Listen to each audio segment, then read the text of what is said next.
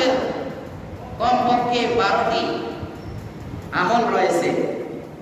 1 নম্বর আমল, আপনি তাওবা করবেন যে আল্লাহ, আপনার সূরা ফজরের মধ্যে আপনি বলেছেন ওয়াল ফাজরি ওয়া লায়ালিন আশরি ওয়াশ শাফঈ ওয়াল ওয়াতর। এখানে আল্লাহ তাআলা বলেছেন ওয়াল ফাজর, ফজরের শপথ, ওয়া লায়ালিন আশর, 10 রাত্রির শপথ। রাত্র আগে আসে ইসলামের বিধানে, সালের বিধানে, আল্লাহর বিধানে রাত আগে আসে। এই জন্য আল্লাহ তাআলা বলেছেন ওয়া লায়ালিন আশর, এবং 10 রাত্রির কসম। আল্লাহ তাআলা এই 10 রাত্রির কসম করার কারণে এই 10 রাত্রি পুরা দুনিয়ার বছরের 365 দিনের রমজানের লাইলাতুল কদরের রাত্রি ছাড়া এই 10 রাত্রির গুরুত্ব বহুত, অনেক গুরুত্ব। আল্লাহ তাআলা এই রাত্রির কসম করেছেন। এই জন্য এই 10 রাত্রি কথা কি আমরা বলি জিলহজের 10 দিন। আমরা কি বলি? জিলহজের 10 দিন। এই 10 দিন আসার শুরুতে আপনাকে তাওবা করতে হবে। আল্লাহ, আমার এই জীবনে আমি যা অপকর্ম করেছি, কখন ডাক দিলে কি চলে যায়, হায়াতের কোনো সীমানা আছে ভাই? আমরা তাওবা করব, তাওবা করব। আল্লাহ, সুদ খেয়েছি আর খাবো না, কিসমতে যা আছে তা খেয়ে জীবন যাপন করে তোমার দরবারে যাব। তাওবা করেন, আল্লাহ ক্ষমা করে দিবে। বাকি কারোর কাছ থেকে যদি পাওনা থাকেন, কোন টাকাটা নিয়ে নেন, সুদ পাই লাগবে না, আল্লাহ আপনাকে ক্ষমা করে দিবে। আরে সুদ যে ব্যক্তি খায় সে ব্যক্তি যেন আল্লাহ তাআলার সামনে, আল্লাহ এবং তার রাসূল, সেই ব্যক্তি এখান থেকে AK-47 রাইফেল হাতে নিয়ে সে আঘাত করতেছে আল্লাহ এবং তার রাসূলের দিকে। আমরা সবাই বলি নাউযুবিল্লাহ। ভাই কত বড় দেখছেন? এটা হলো ডাইরেক্ট আল্লাহকে সে গুলি করতেছে। আর একটা সর্বসত্তরটা গুনাহ, একটা সর্বশেষ গুনাহ হলো সে নিজের আপন মায়ের সাথে অপকর্মে ধরা গেছে।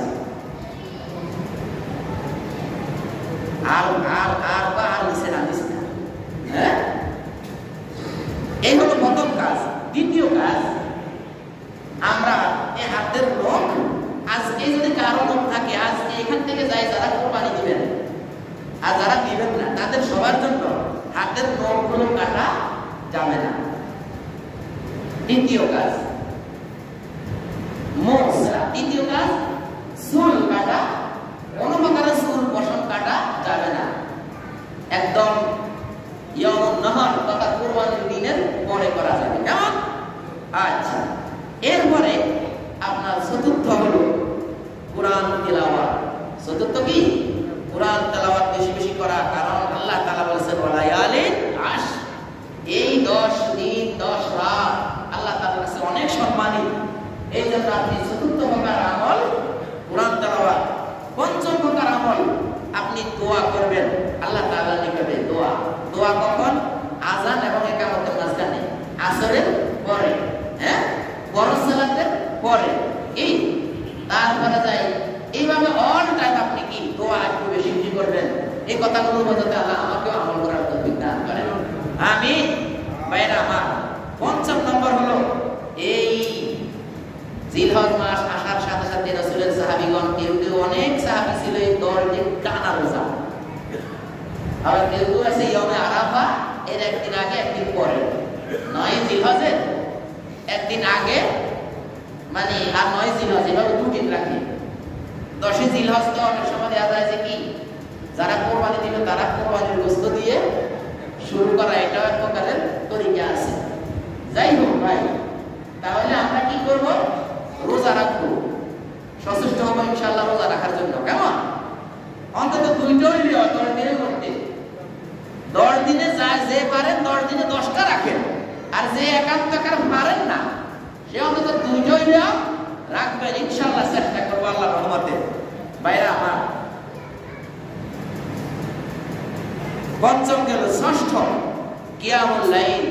রাতের কখনো যদি ঘুম ভেঙে যায় তাহলে একটু উঠে 4 রাকাত নামাজ পড়ে আল্লাহ তাআলার কাছে কিছু চাওয়া, কিছু বলা, কারণ এই 10 রাতের অনেক সম্মান।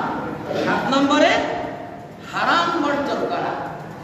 হারাম বর্জন করা, তাওবার মাধ্যমে আমরা এই 10 দিনের ভিতরে ঢুকলাম আর এইভাবে কি হারাম বর্জন করলাম।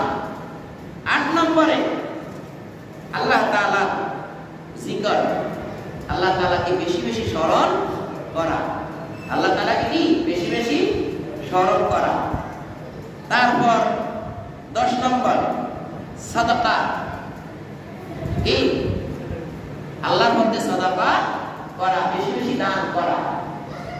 11 নম্বর আরাফাতের যে দিন, সেই দিনটার মধ্যে বিশেষ করে রোজা রাখা। যেই রোজা আপনি 10 দিনের যে কোনো দিন রাখলেন, আরাফাতের দিন স্পষ্টভাবে রোজা রাখা। আরাফাতের দিন রোজা রাখার চাওয়া হলো আপনার জীবনের পিছনের গুনাহ, সামনের গুনাহ যদি আল্লাহ তাআলা আপনার রোজাকে কবুল করেন, তাহলে সগীরা গুনাহ আল্লাহ তাআলা ক্ষমা করে দিবেন।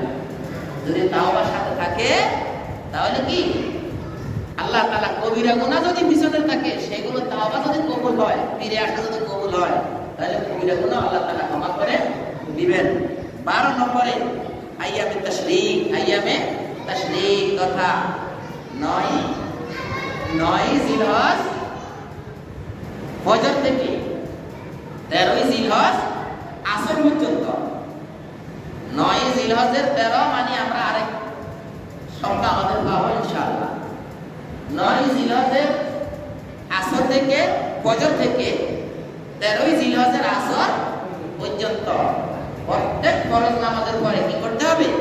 আল্লাহু আকবার, আল্লাহু আকবার, আল্লাহু আকবার, আল্লাহু আকবার, লা ইলাহা ইল্লাল্লাহু, আল্লাহু আকবার, আল্লাহু আকবার, ওয়া লিল্লাহিল হামদ।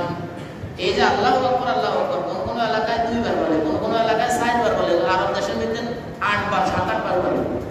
আল্লাহু আকবার, আল্লাহু আকবার, আল্লাহু আকবার, আল্লাহু আকবার, আল্লাহু আকবার, আল্লাহু আকবার, এভাবে বলতেই থাকি। লা ইলাহা ইল্লাল্লাহু, আল্লাহু আকবার, আল্লাহু আকবার, ওয়া লিল্লাহিল হামদ। এই আইয়ামে তাশরীকের এই তাসবিহগুলো পড়া, এগুলা কি জিলহজ মাসের 10 তারিখের আমল। আল্লাহ তাআলা আমাদেরকে আমলগুলো করার তৌফিক দান